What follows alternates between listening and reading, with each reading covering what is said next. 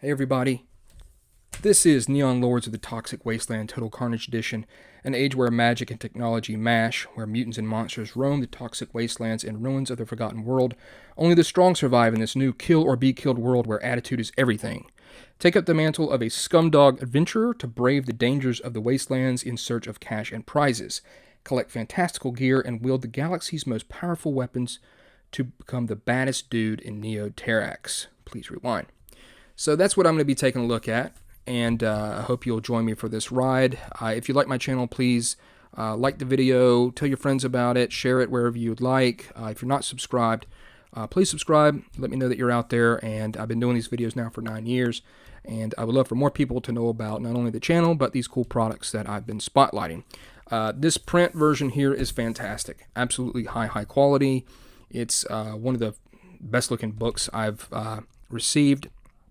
And I'm very impressed by it, obviously. I like Dust Jacket. The Dust Jacket's very cool. There's more to it that we'll have to talk about. But if you like this product and you'd like to pick it up, I'll have a link to the PDF as well as the print version here in the description down below, as well as probably a pinned comment. You know, I like to do those.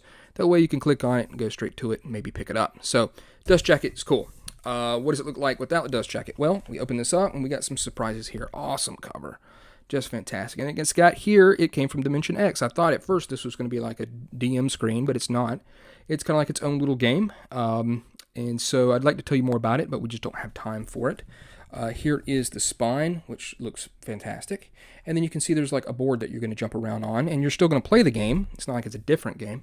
But you can win this little, I kind of say it's a little bit like a mini game, but you're actually playing the actual role-playing game. So let's take a look at the back. Here is who made it. Brian Shutter. It says Words and Layout. And it says Super Savage Systems, 16-bit rad RPGs. In order to comply with all Detroit Prime directives, please do not take this dust jacket off. Taking off the dust jacket can lead to 6 months in the ISO cubes. So I have not taken it off because I fear the ISO cubes.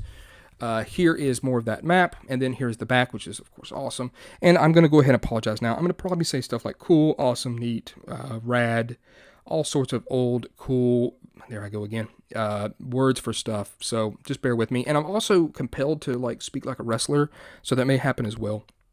So here we've got a bunch of pogs on the back, and it's just got a really cool vibe. And you should already kind of see what that vibe is going to be all about before we've even taken a look inside the book. Okay, so let's put that back, make sure that does not come off. ISO cubes are horrors.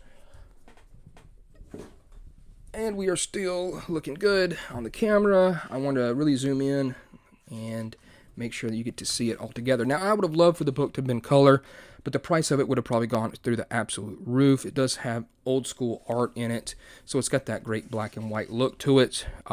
This is the Total Carnage edition. There was an edition before, but even if we get just right here, Mutants and Mullets, the core rules. This game is rated PG-13, OSR home video. It's got the Savage Systems logo. It's like it takes itself seriously, but it's not to be taken seriously, and it shouldn't be taken seriously. And when you play it, you probably shouldn't be taking it seriously either. It's a very neat mix of all that stuff together. So here we go, and we've got this great piece of art. I always love OSR art that's just got really strong blacks and whites in it, and the shadows and stuff like this. It's got some of the character classes that we have here, and it's got, and out of these dark times came the gnarly age, a time where humanoids no longer fear the evil of the wastelands. Now they take up arms against the mutant overlords and what slime-ridden horrors lay within, the ruins of the forgotten world. All this fuss for some of that rich stuff. Take heed, stranger, for these are still times of great bogus peril. May Lord Randy bless your slaughter and keep you rad, some old crusty dude.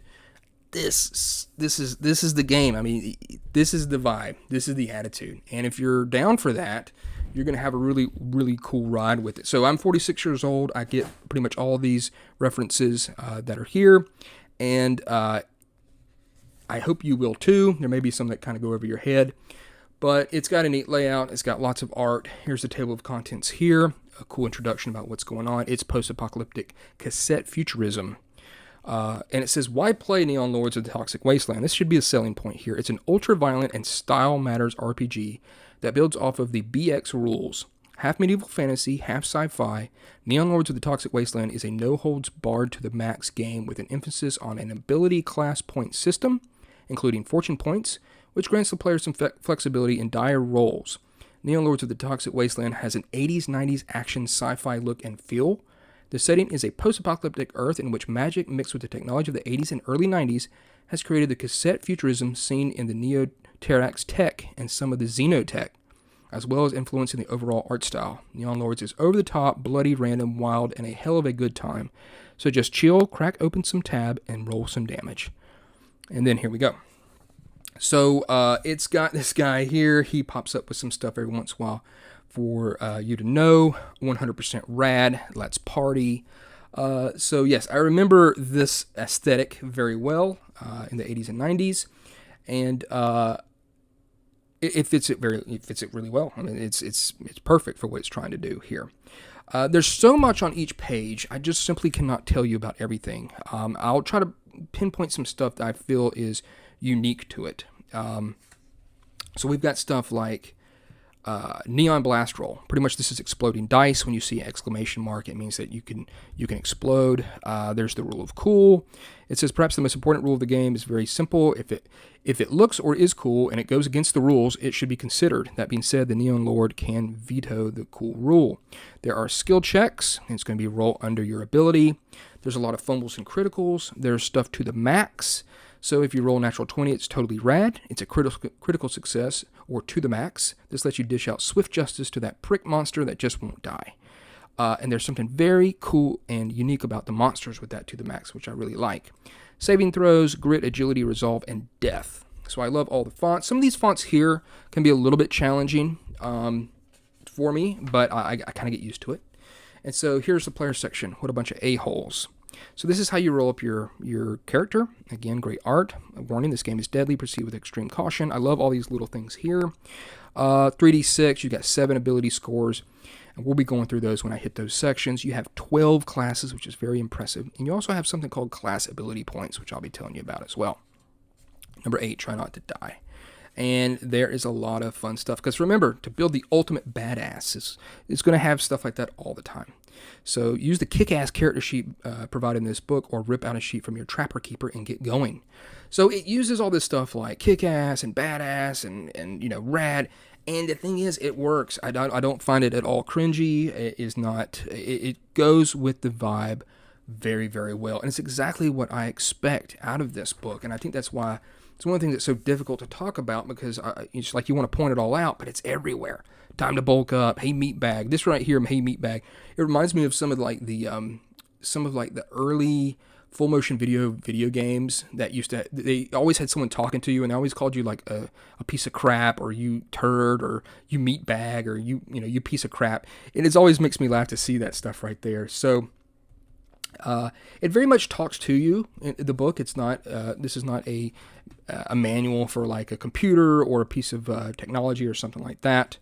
And we've got our first stat here: burliness. We've got prowess and endurance. So burliness is going to be pretty much your strength. Prowess is going to be kind of like your dexterity, and endurance is going to be kind of like your constitution. Now. Burliness prowess is a little bit weird for me, just because I also kind of think of that as burliness, but it works when you take a look at it. And so we've got our scores to hit, damage. It's got a cool door kicking percentile right there. And then for prowess, we've got AC adjustments. All this stuff's fairly normal. Now, one thing it does, and I'm going to try to spotlight stuff I think is really neat. For most of these abilities, you get an additional bonus if you have an 18 in that ability. A burliness of 18 adds an additional +2 bonus to your attitude. Sick muscles get you far in life. Or prowess of 18 adds a 20% bonus to your chance of sneaking around unnoticed. That's a cool rule. That's something thinking outside the box. And I like that. Endurance of 18 grants the ability to ignore death saves from poisons. I like it. Remember that ability checks are roll under your score. So anytime there's a bonus number, add it to your ability to roll under, not the roll. You don't want to add a bonus. You earn only to add it to the roll and fail. Think before you roll. So there's a lot of cool stuff that kind of spotlights and is thrown out there. So our other things we've got are brains, attitude, and sleaze. Sleaze actually plays a pretty big part. So if you have an 18 in brains, it gains you an additional 1d6 for the spell pool, which is, of course, obviously for casting spells, which is already added in, which I like that. Again, attitude is everything. You've got Attitude. An Attitude of 18 gets you a Meat Shield follower at the beginning of the game and at the end of any long rest conducted within humanoid sectors. Very cool. I like this. Twisted Steel and Sex Appeal. It tells you what your attitude is. If you're 9 to 12, you're average. 13 to 15, good looking. And then 18, you're going to be a super freak. Number 3 is you're going to be disgusting. And then Sleaze. Sleaze is very interesting. It measures your overall likability and credibility. So it's going to modify, it's added to any roles and situations where sleaze would be a factor. Interacting with the hirelings after they witness you doing unspeakable acts, being a mutant or possessing any mutations, bartering with the black market. This is pretty much like your charisma. And it also has to do with one of the character classes called the Holy Smiter. So like Slimerama, if you are a 3, you're an altar boy. If you are 19 plus, you are so slimy, it's off the charts. You don't get any ability that helps you past 18, but it's still really neat. And it's going to tell you about, if your sleaze goes over 18, the pros and cons of that. The pros may be you become a Wasteland warlord and own a fortress and command hordes of mutants. The cons may be kiss your home sector goodbye, for you will be terminated on sight if you ever step foot in a humanoid sector again. Detroit Prime has files on every creature with a 19 plus sleaze and tracks their every movement. So you are a big target. So that's how that works. And again, I just really like the way this looks. Fortune is going to be cool. This is going to be pretty much kind of like luck points a little bit. You get 3d6 character fortune score. The basic gist of fortune scores, fortune points. I really like that. Just having that section out there, boom, spotlighted. A player can spend fortune points to add to any of their own roles. Fortune points don't regenerate. They kind of do for some character classes. Can't make crits or be added to death saving throws, can only be added to your own rolls. And then you have a bad luck table. There's a lot of tables. A lot of them are very, very good. And a lot of them, once you reach a low ability score, you're going to roll on a table, or a low class ability. So 0 fortune points, you're going to roll on the chart below at the end of every long rest. It can be everything from plants start to wither around you, food spoils, and water is turned to poison, all the way up to what is your profession? The life of adventuring isn't for you anymore. You drop your weapons and lose your class, becoming a 0-level farmer. You can stay with the party or go be a farm boy as you wish. So, yeah, that's the whole gambit there of bad luck. Now we've got our class-based ability score. You're going to roll 3d6 for the character class ability, which is determined, obviously, when you make your class. And this is very important. This is kind of like a catch-all for anything that you might do with your class. And you're also going to spend these to do class abilities that you're going to have. But once you go down to a certain point, you're going to start to spend, you have to make some rolls on some of your tables that are based off what class you are. And it says right here, beware, class-based ability score points can be spent to do a wide variety of rad abilities based on each class. However, the more points spent, the harder it will be to make class-based checks. Remember, you roll under your scores to be successful in an action. The more points spent, the lower the ability. And I give you some hints here, which I like. Very cool art here of this huge battle. And then, of course, this is what I like. This is the stuff. Hairstyles. I want to rock. Okay? The most important step in character creation, what hairstyle best suits you and how you want to look while decimating muties in the Neon Wastelands. You can choose one of the hairstyles listed and make sure you add the bonus. So you get a bonus for the hairstyle. If you want to change your own hairstyle and don't go see a glam lord, you're going to have to roll on this. You could get a random one. You could get a mutation, or you can get exactly the one you want plus some fortune points. So very cool. There's also, you can get a can of sprayed stiff unisex hairspray for men. Toss a can of this ozone-eating mix of toxic chemicals onto your dome to change your hairstyle until your next long rest. Very cool. And then we've got this great art here with all the different types, and we've got the Fawcett, the Mountain Man, the Cindy, the Motley Dew, the Pompadour, the Cop Stash, and each one of these are going to give you some sort of ability, maybe +2 to attitude. In the beard, you can hide a small object in the beard, but it's always dirty and full of crumbs, gaining a +2 to sleaze. You look like a hobo.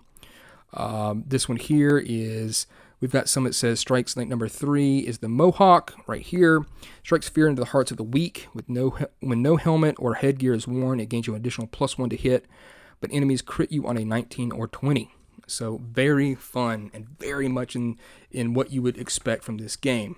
So you've got different languages, and you've got deities and demibros. Now, This is great. You've got Dawnstar, right? Which is awesome because it's pretty much a satellite it's a sentient satellite that ended the war, still orbits Earth, and people pray to it. Awesome. You've got Cthulhu, which is in essence, obviously, Cthulhu. You've got the Lord of the Dead here, which is pretty cool. And then you've got Lord Randy, the Savage One. Lord Randy is awesome. Yes, I do believe this is talking about the Macho Man Randy Savage. And it's just great. It says, a man of great power, he was granted mankind's greatest award, the heavyweight championship belt, praised by the Swole priests. He is the patron god of power, combat, bloodshed, and glory in battle. And then you've got the Golden Goddess. And it is it's got 4 heads, she does, and their names are Rose, Dorothy, Blanche, and Sophia. So just take of that what you will. Awesome. Our first class is the Brudicorn, half bicorn, half machine, all attitude. Very neat class. They can all do some really cool stuff. Here's all the stuff you can start with. Brudicorns are interesting since they're magical creatures into themselves. They cannot wear anything non-magical. If non-magical armor is worn, they suffer a -5 penalty to their AC. Very cool. They love shotguns. All right. And then here's their whole section. It's big. You've got all the rad abilities. Doesn't skimp on leg day. Mechanical snarl. It sounds as cool as you think. The Brudicorn gains +1d4 to any reaction roll involving attitude. They have an innate magical ability. There are some rival gangs that are involved with them. And then, there's just cool stuff. The Punk Brewmeisters, Danz's Destroyers, Double Trouble. It says packing twin corn power. The horns deal 1d6 damage, so they can attack with the horn. They've got some spells since they are innate. And then what we've got is their class-based ability is mythical. So when you start using up your points, like we talked about, once you get down to 5, you're going to roll a 1d4 on this chart, okay? So what's going to happen is, it says, like, if you roll a 3, you should have paid more attention in wizard school. The next spell cast deals blowback damage to you. Or bummer, the cybernetics in your body hinder your magical ability, adding a +2 to your next spell check. So some very neat stuff here, and then as you go lower and lower, it's going to get worse and worse. Now, you do get these back whenever you sleep, okay? So that's going to be helpful. And then what's neat is that once you get 5th level, because we've got 10 levels, and once you get 5th level, you unlock some new little perks and abilities, rad abilities, that is. Make sure you understand that those are rad. Munitions expert. At 5th level, Brudicorn gains the ability to utilize a special shell for their shoddy. You get to choose one of these, a whole bunch of different ones right here. And then we have the Cosmic Barbarian. Lord Randy be praised. And so these guys are great. They cannot use any alien or elaborate weapon, armor, or technology. They are in essence cool, swole barbarians. But it says, their rad abilities helps the Cosmic Barbarian harness his drug-fueled rage. Now, this is a game where you do drugs, and they help you out greatly. Of course, you become addicted to them. One of the abilities here is, you son of a bitch. If 2 Cosmic Barbarians high-five in battle, a thunderous blast erupts from the impact. The clap sends their enemies back 10 feet with a 10% chance of shattering their eardrums, causing permanent deafness. Just awesome. They can be juiced out. They have cosmic dust that they use. And their class ability is cosmic. Okay, so just right here, with a 1 to 2, you get a serious batch of the giggles. Your next roll is made with a -2 penalty, or a loss of concentration. Or it can go all the way down to 20. You explode in a glittering drug bomb. Everyone within 20 feet must make a death save or overdose from your blood splashing them in the face. So that's what I want to say about this game. There is a lot of pluses and minuses and things like that the game has. I wonder about its tightness of rules, but that type of thinking doesn't belong in this game. So while you're reading this and you're watching this video, just realize this is a game about sitting around with your friends, having larger, just loud characters that do crazy, outlandish stuff, popping in pills, drugs, smashing all sorts of crazy drinks to give them boosts, doing their cool abilities, taking out mutants. That's what this is all about. So all that stuff about the tightness of the system, because there's a lot of pluses, minuses, and things like that. It seems like it's very swingy. That is simply to be awesome. And any other way would take away from what it's trying to do, I feel. The Cosmic Barbarian is great. And at 5th level, they get an extreme lifestyle. Being big and swole has its advantages, I should know. At 5th level, the Cosmic Barbarian can duel 2-handed weapons as if they were only one-handed. So very neat. And Lord Randy, as promptly displayed there. And so here's the next character class, Cyberskin. You can't stop progress. And I'm just going to have to start going through some of this. This is, in essence, it says, found hidden beneath the Forgotten World was thousands of tanks filled with green goo and man machines. Their purpose has been lost in the sea of time, but they sprang to life and needed a purpose to gather as much rich stuff from the ruined old world as possible and bring it to the surface. The Reagan 2000 model. All the cyberskins unearthed so far look exactly the same, with the same model number and named Reagan, and they look like Ronald Reagan. This is a super awesome idea, and I just got to give him kudos for this because it's great. If a cyberskin blows up, anyone within 15 feet radius must make an agility saving throw or take 2d6 damage as they blow up. They use a lot of weapons. I like how it classifies stuff like that, science fiction and cult classic. A lot of cool stuff that they start off with. They get the politician hairstyle. Very cool. It talks about how they heal, they're fearless, I'll be back. They can, in essence, have it says a cyberskin can have their DCT, their digital consciousness tape, installed into another cyberskin, pretty much who they are, put into another cyberskin. Very cool. Their class ability is RAM, of course, once they run out of RAM. And you're going to have their RAM class points table. They're going to, as they go up in level, they'll get new augmentations, which is very neat. They get certain milestones, bonuses to their attacks. Their saves, of course, are going to go down. And they'll get beefy, melee, and missile new abilities. So very cool. And then at 5th level, and so it begins. The Chimera protocol has been unearthed deep in the brain deck of the Cyberskin.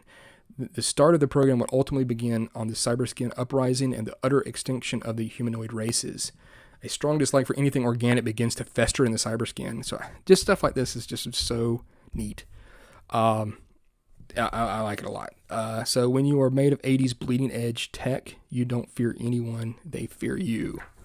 Here is all of the augmentation abilities that you can get. So that's all, there for you. So you understand what those are all about. Here's the Deathbringer. All men fear death, and I shall bring them to it. Songs are sung of the heroes and legends, telling tales of great courage and bravery. The laser bards, enchanting power ballads, praise the stalwart and true. So it's highly trained in the arts of warfare and slaughter against man and beast alike. So if you just want to absolutely wreck stuff, this is the character class for you. They crit on a 19 or 20. They get to choose their starting mundane melee weapon.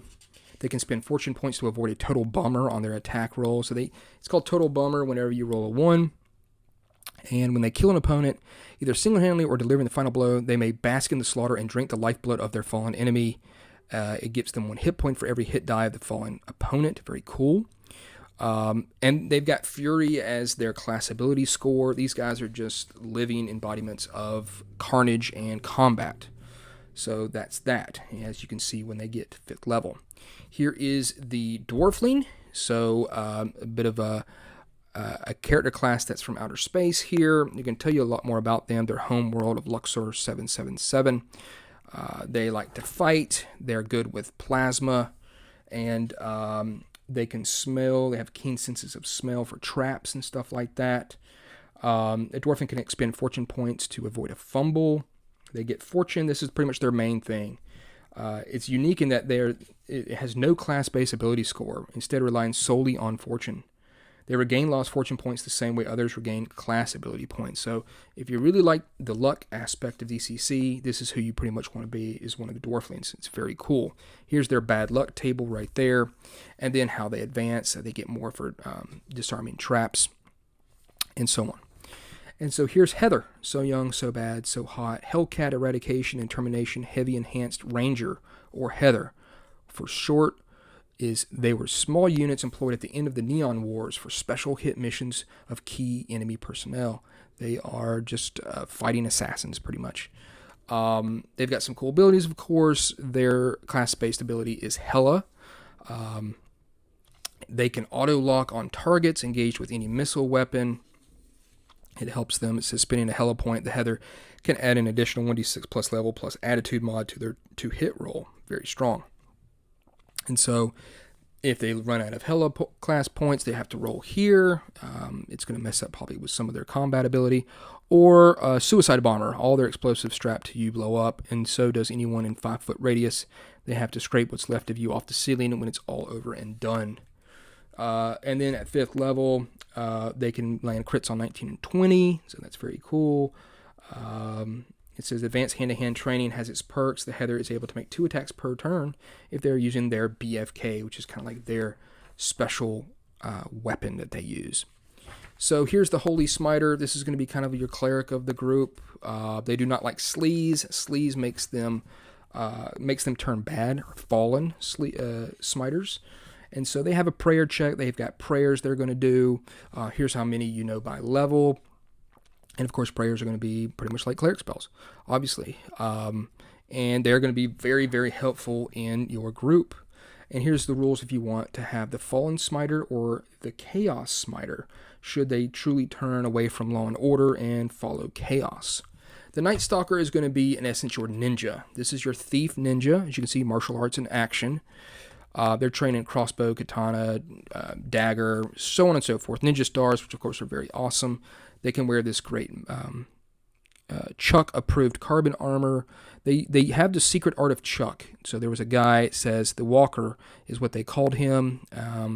And within the temple is a place where they can show their metal to gain the rank of lone wolf within the sect called the Octagon.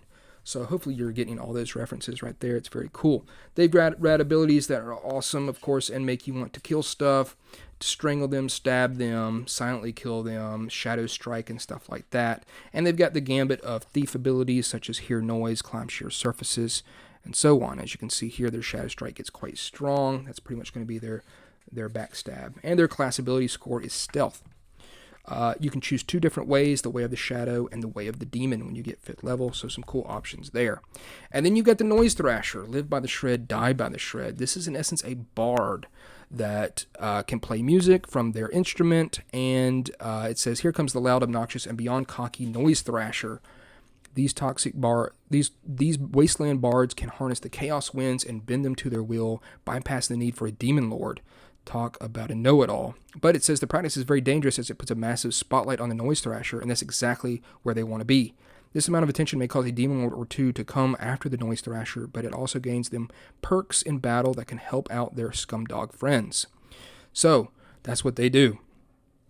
They are going to play music, and it's in essence going to be their class of base ability is going to be shred. They have a chance to be noticed when they cast what is called riffs. So riffs are their spells, in essence. All this is awesome, by the way. It's a 15% chance that a demon lord takes notice, and of course tries to silence them. So they do not like this music being played, but of course you can have like a riff off against a demon lord. That's correct. This is a tribute. It's not the best song in the world. It's just a tribute, obviously. So there's that. Very neat. We've got the Skull Jammer, Hack the Planet. This is going to be your hacking character here. They are going to always do hacks. I like how it uses hacks and everything it says. Do a hack check. Whenever he spends a hack points, he's going to be doing a hack, and he casts a hack. It says that a whole bunch. So its class ability score is hack, of course. And they use their decks to do all sorts of cool things, especially with technology, obviously. It's a neat class. And they use things like data tapes, drives, and decks. There'll be better decks, obviously, and the data tapes are they come blank and store all types of random stuff. It's pretty much like their spell book.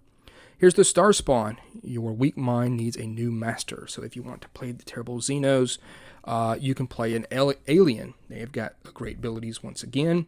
They have psychic powers. Their class ability is psychic.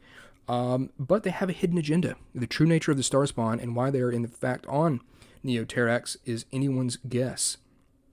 This is represented by the Star Spawn's to the max table. If the manifestation is targeting an ally and the check is critical success and the roll on the table affects the ally in a negative way, they take the effect to show the duality and possible malicious intent of the Star Spawn. So they possibly want to take over the world. I just think that's neat that you have kind of like a hidden agenda in your character that you want to destroy everything. So I think that's great.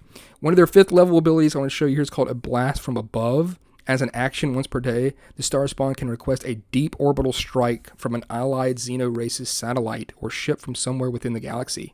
There's a 50% chance the Star Spawn's request will be granted, and it'll hit stuff for 66 damage. That's just awesome. I mean, that's just a really cool ability. Here's your War Wizard. This is going to be, obviously, your wizard. They have to make a demonic pact at first level to get their spells. They could, of course, become corrupted. Chaos is their class ability, based ability there. Here is their points table. You're going to use these whenever you're casting spells. If you get up to 21, the repo man cometh, your time is up, and your demon lord wants payment. The caster's soul is sucked instantly from his body, his face sinking into his skull, as the neon radiance is seen glowing forth. What was once an ally is now a neon death, ready to wreak havoc on the party. So, very cool, very powerful. Obviously, they get a bunch of neat spells. And so, as you can see, as they go up in level, they get these cool demon dice when they roll up for their spell points. It says every time the War Wizard casts a spell, they roll 3d6. When all three numbers come up the same, consult the table below. It can be some really strange stuff that happens, either from taking damage, you gain true sight, you regain spent chaos points, or the Demon Lord blesses you with an additional random spell cast simultaneously of a lesser level. Here's a cool list of Demon Lords if you need those.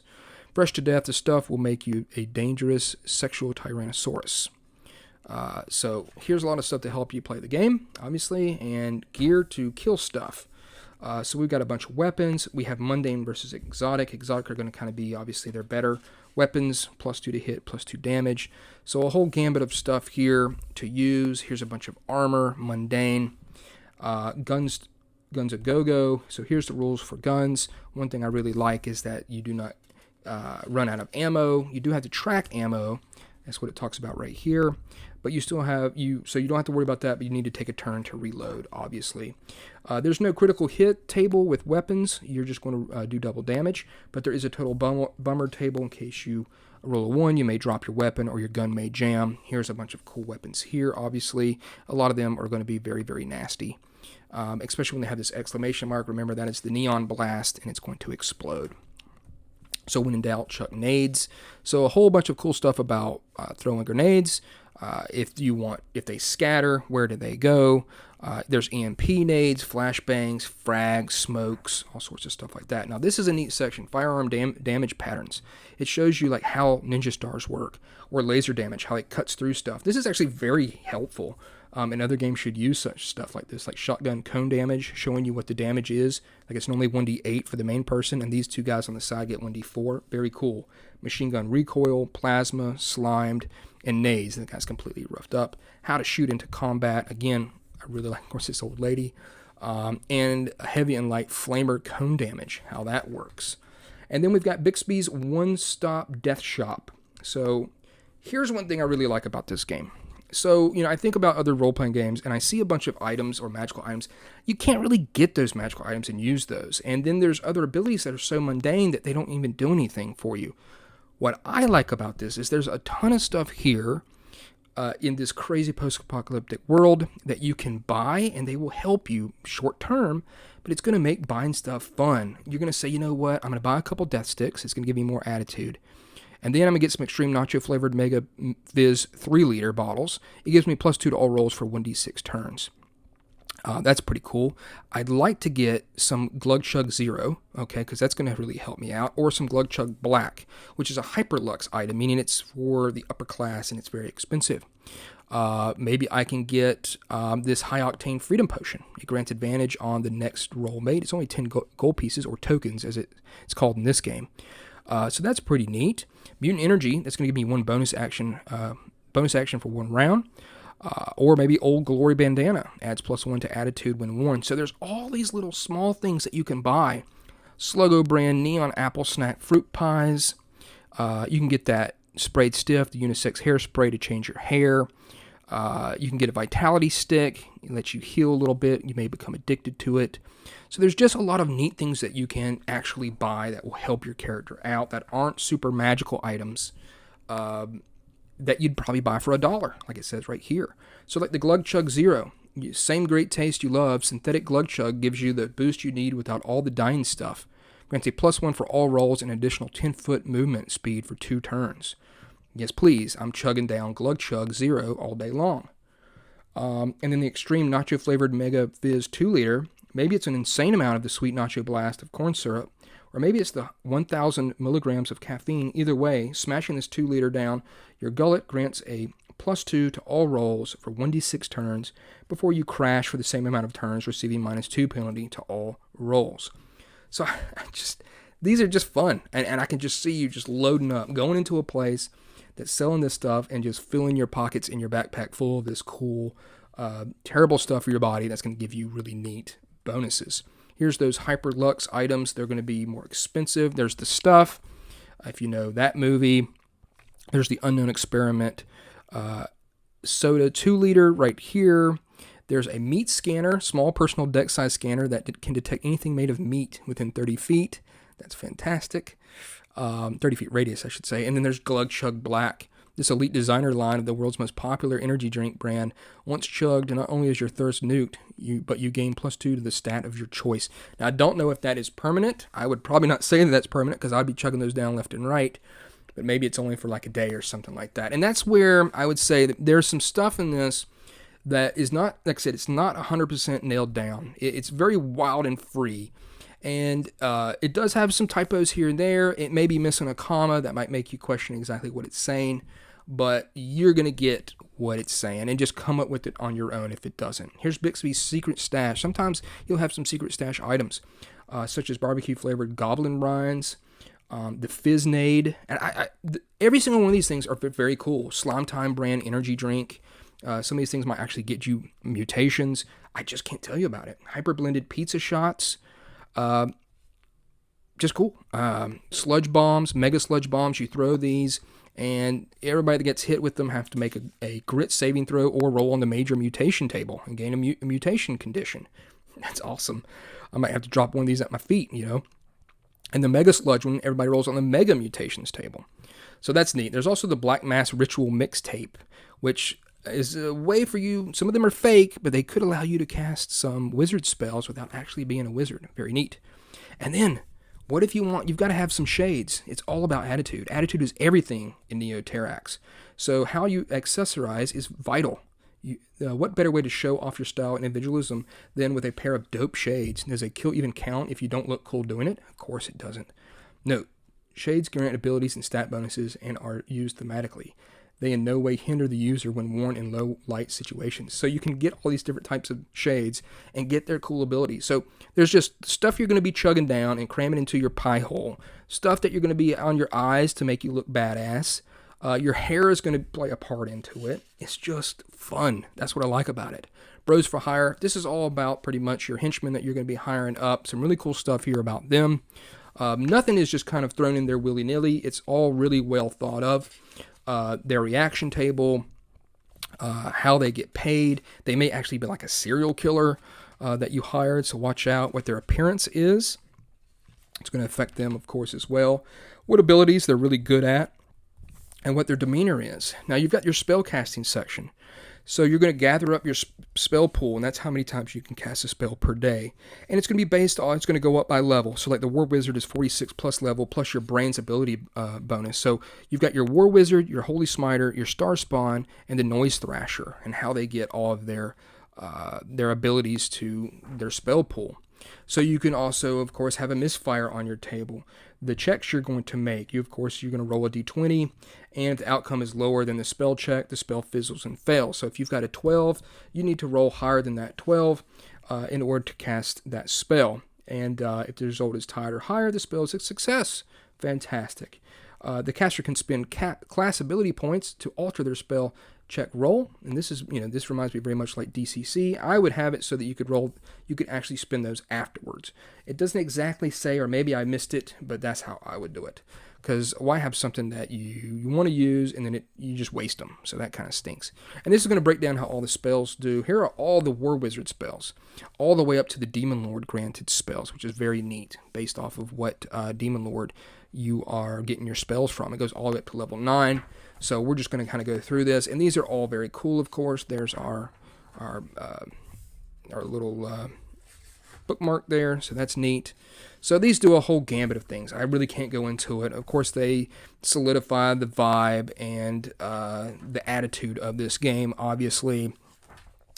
as we keep on going. Here's the Demon Lord granted spells right here. Here's Psychic Manifestation for our Star Spawn. Very cool as well. Levitate Object, Fumble, Feel No Pain, Clairvoyance, Peek Behind the Veil. Got some really neat names for some stuff. Mind Riot, Warp Reality. Here's the hacking for the Skulljammer right here. And there's some neat stuff here. Adaptive Camouflage, Hollowcast, Lag. So you can, some of these names are pretty fun too. Skulljam, Payload. And a lot of these are going to do stuff like blocking signals of a rival Skulljammer, maybe unlocking a door. You can hack a firearm, whatever the case may be.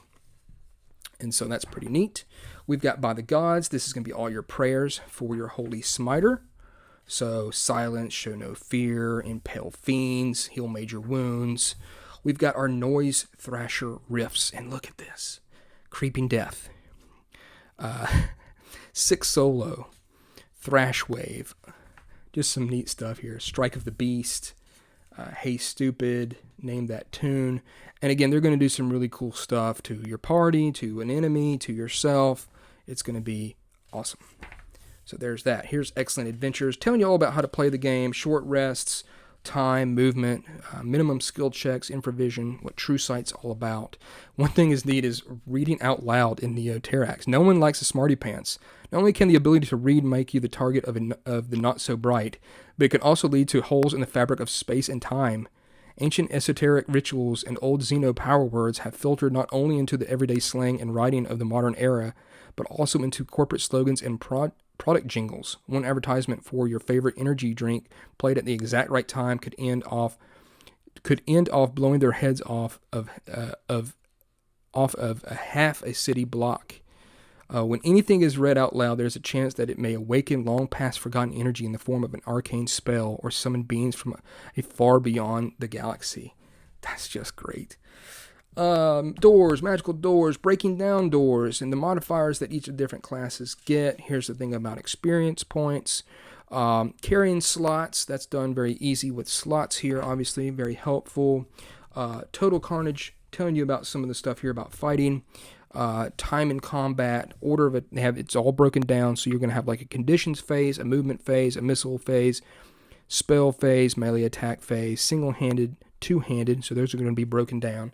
So two-handed to go after, obviously, so on and so forth. So that's pretty cool. And here you've got the Macho Man. So here it's all about movement, missile attack, spellcasting phase. Here's combat cheat sheet. That's going to help you out very much. Scoring a critical hit or fumble.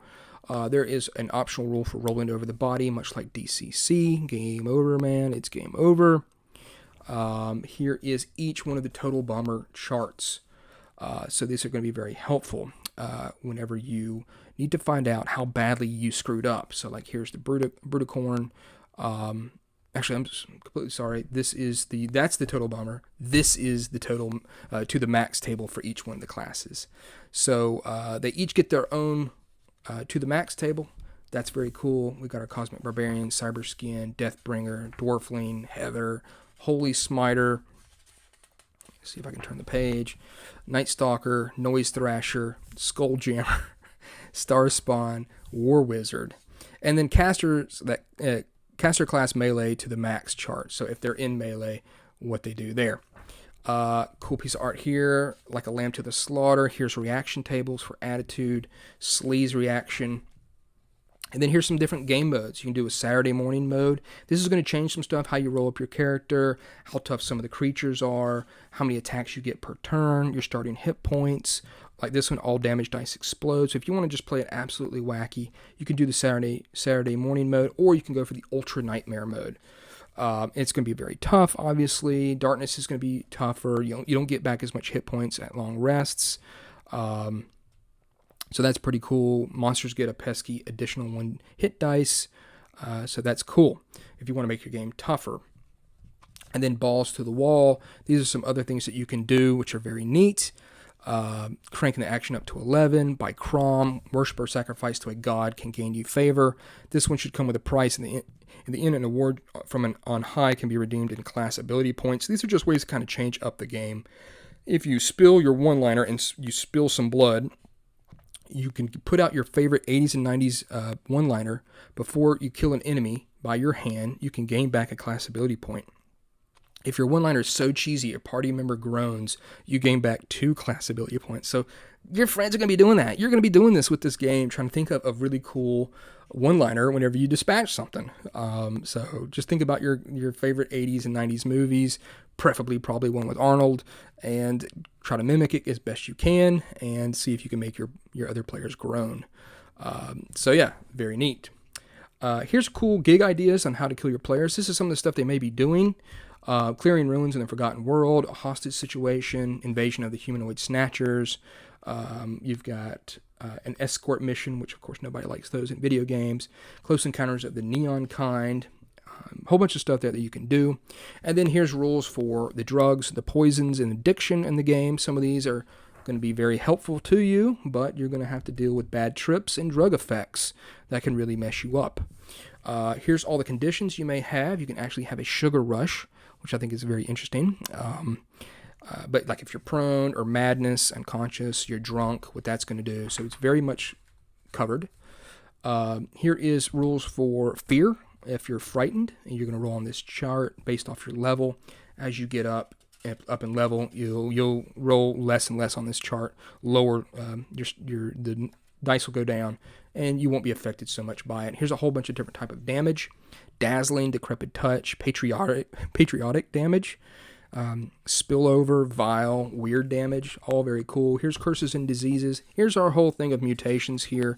Here's some minor ones. Some of these don't really affect you too much, and then some of them, of course, do. We've got major and mega. So this can make you kind of like a tunnel rat. This is Broniac or Brainiac. 2 heads. One is lawful, one is chaotic. That's going to be fun for role-playing. Body is flipped inside out. Attitude is reduced to 1. HP is halved. You don't want that one. So some of these are good, some of these are bad. And then these are going to be really strong. It says all the really bloodthirsty, hateful, and most of all sleazy, mutated, wasteoid scum got their start on this table. So yeah, very interesting stuff in there. And then we've got a Wasteland dungeon generator. Building right here. So location table, maybe it's a gang hideout, maybe it's a mutant fortress. What does it look like? What are the room descriptions like? And then you can spice up a room with maybe a random encounter. Maybe there's an abandoned arcade or lab equipment in there. Maybe it's trapped.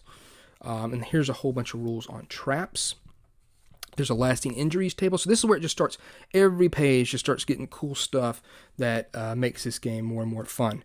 Like what happens if you're missing hands or legs or your toe or a facial laceration, or you have a massive chest injury or a major head injury, what that does to you. A lot of games actually need this. Even mundane kind of role-playing games should let you know exactly what happens. Here's Ask Zoltan. Now this is a neat thing here. This is in essence a bit of a way for you to play this game by yourself, which is very cool. Kind of things that you can kind of roll up and see if it's going to be true or not. If it's going to happen, hell no but. So that's very cool, and it's got that involved in it as well.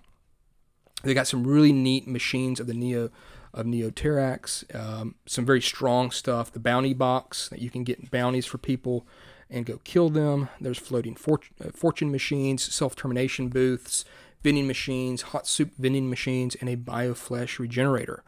Here, if you loot the dead, you can roll on this to see what you may find. They might actually be booby-trapped. You might lose a finger. And here's the rich stuff and fantastical items. Champagne wishes and caviar dreams. It's going to break down about the gold standard, about gems. Out in the wasteland, gold is trash. Human teeth is what you're going to be bartering and using instead of gold. So that's pretty cool. And then we have 5 different categories of items. We've got worn items right here. We've got wielded right there. We've got scarfed ones right here, like cherry slimeade, counter magic pills, luck potions, Glug Chug brand energy drinks, zero energy Glug Chug. I just like saying Glug Chug for some reason. Here's arcane. Here's wicked. Here is a whole thing on power caps of many things. This is if you want to play.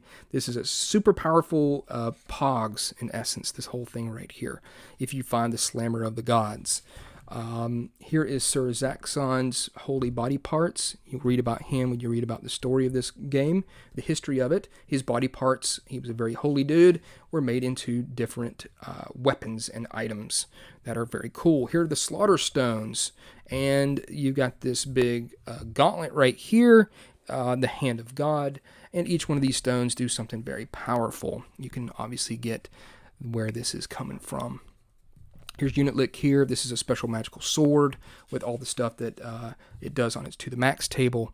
Here's cursed items, so that's pretty neat. And here we have the history of violence, breaking down what's happened in the world thousands and thousands of years in the future. All the bad guys, the good guys, the wars they had. This is all laid out very well. Cthulhu's involved in it. Cthulhu is involved in it as well.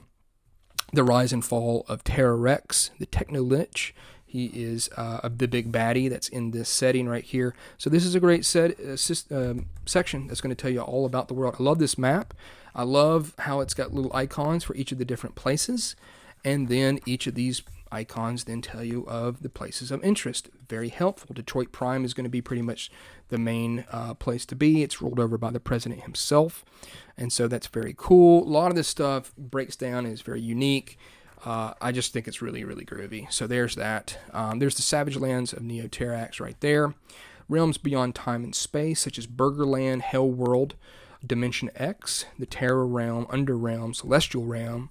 And it's just a little sentences here and there, little paragraphs. Doesn't give you a whole bunch, but it gives you a little spark that you can work off. Interdimensional hotspots, such as Detroit Prime Pizza Time.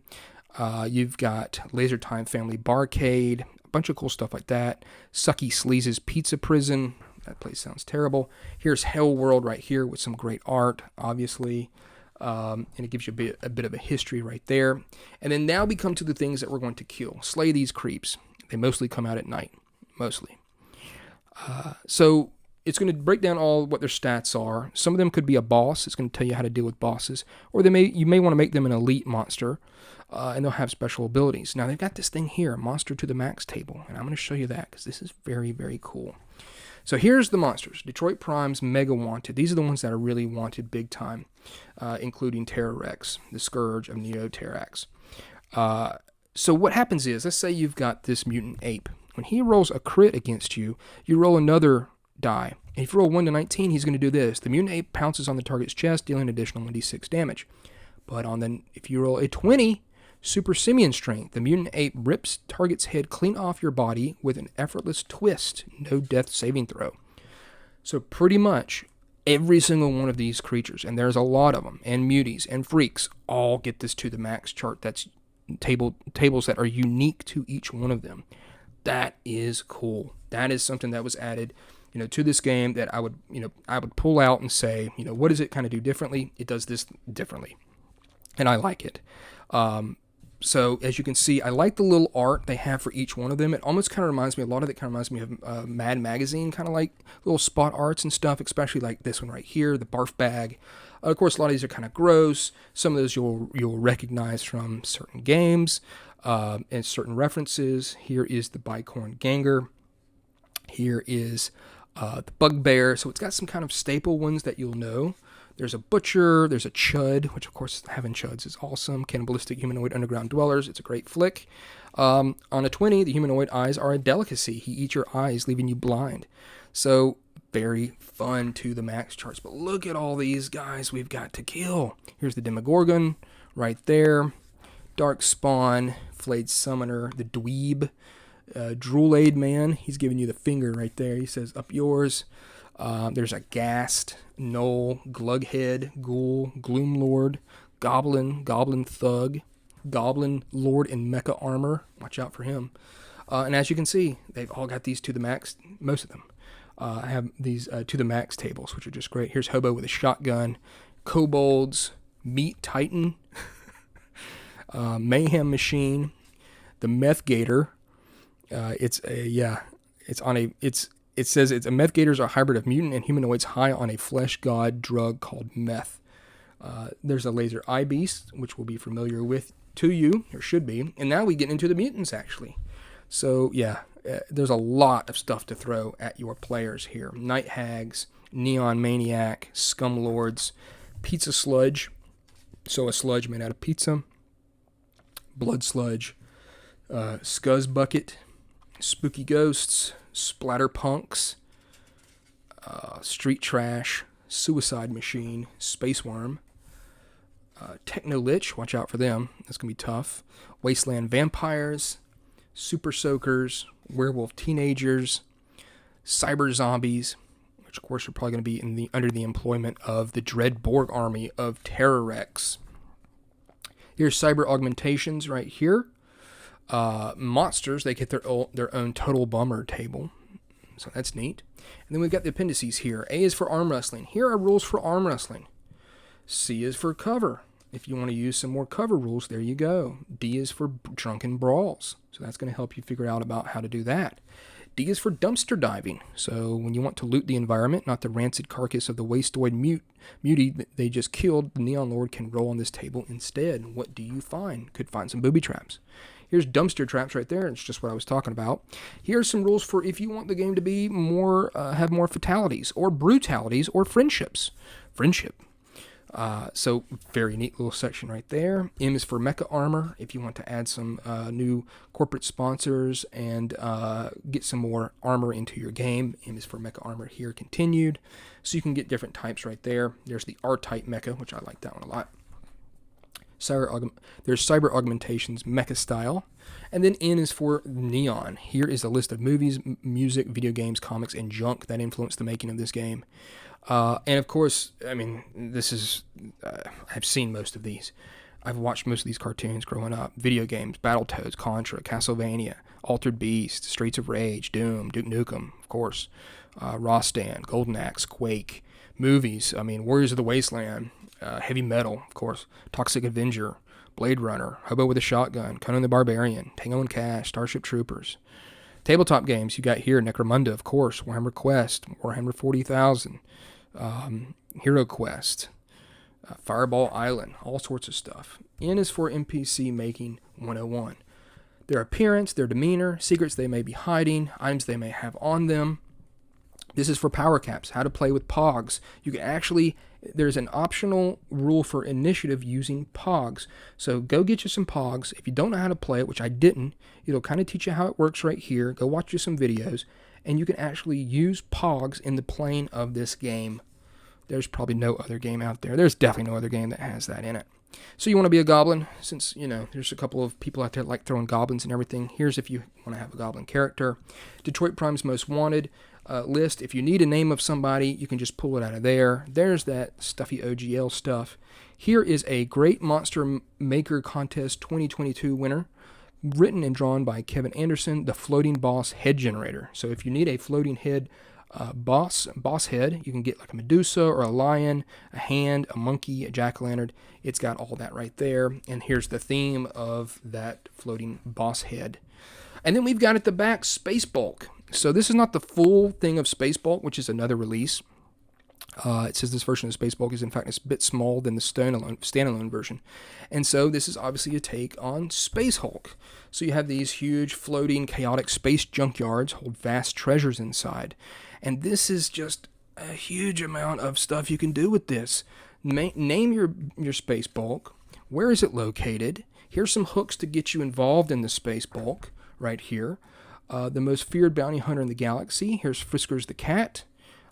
Here's Space Bulk mini hooks with a couple of characters as well. Here is the layout of the room you can roll up with the D66.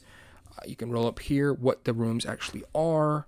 So you're just going to be generating this whole Space Bulk. From the doors, is it locked, using key cards, and here's the actual room descriptions like the cryotubes or the engine room, the ship's chapel or the navigation room.